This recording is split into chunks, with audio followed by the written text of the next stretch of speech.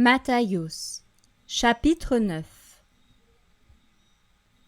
Et étant monté dans un bateau, il traversa la mer et vint dans sa propre ville. Et voici, on lui apporta un paralytique couché sur un lit.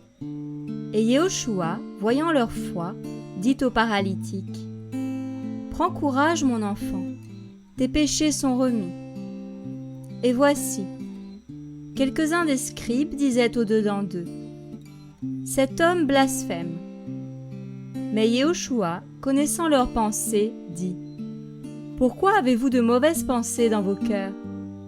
Car qu'est-ce qui est plus facile ? Dire : tes péchés sont remis, ou dire : lève-toi et marche. Or, afin que vous sachiez que le Fils d'humain a autorité sur la terre de remettre les péchés, il dit au paralytique : lève-toi, prends ton lit et va dans ta maison. Et s'étant levé, il s'en alla dans sa maison.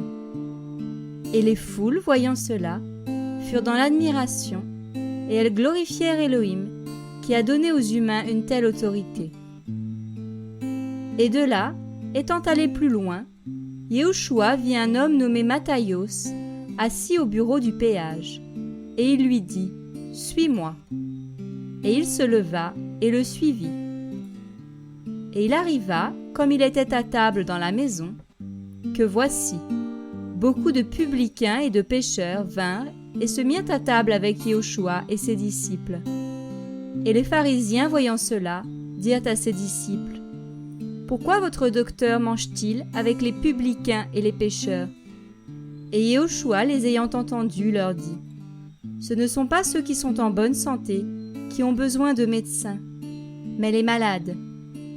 Mais allez et apprenez ce que signifie : je prends plaisir à la miséricorde et non au sacrifice, car je ne suis pas venu appeler à la repentance les justes, mais les pécheurs. » Alors les disciples de Yohanan s'approchent de lui en disant : « Pourquoi nous et les pharisiens jeûnons-nous souvent, tandis que tes disciples ne jeûnent pas ?» Et Yehoshua leur dit : « Les fils de la chambre nuptiale peuvent-ils être en deuil pendant que l'époux est avec eux ?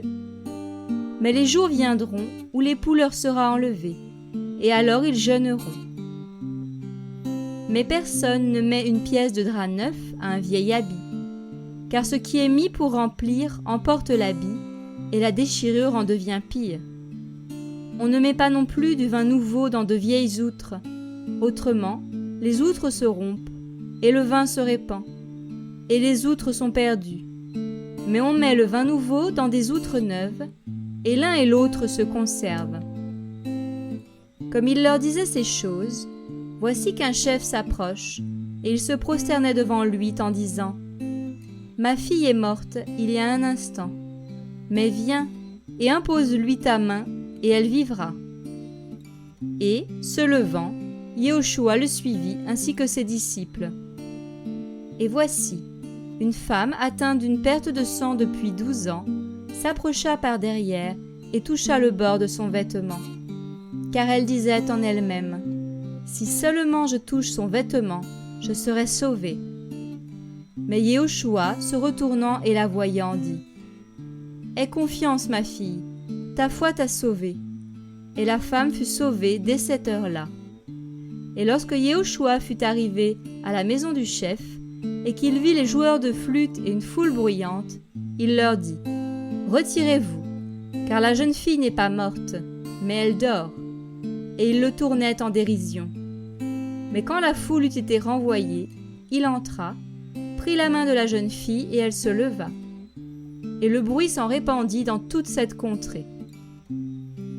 Et étant parti de là, Yehoshua fut suivi par 2 aveugles qui criaient en disant : « Fils de David, aie pitié de nous. » Et quand il fut arrivé dans la maison, les aveugles s'approchèrent de lui, et Yehoshua leur dit : « Croyez-vous que je puisse faire cela ? » Ils lui disent : « Oui, Seigneur. » Alors il toucha leurs yeux en disant : « Qu'il vous soit fait selon votre foi. » Et leurs yeux s'ouvrirent. Alors Yehoshua leur donna un sérieux avertissement, en disant : « Attention, que personne ne le sache, Mais eux, étant sortis, répandirent sa renommée dans toute cette terre-là. Mais comme ils s'en allaient, voici, on présenta à Yéhoshua un homme muet et démoniaque. Et le démon ayant été chassé, le muet parla, et les foules furent dans l'admiration et dirent : Jamais pareille chose ne s'est vue en Israël. Mais les pharisiens disaient : Il chasse les démons par le chef des démons.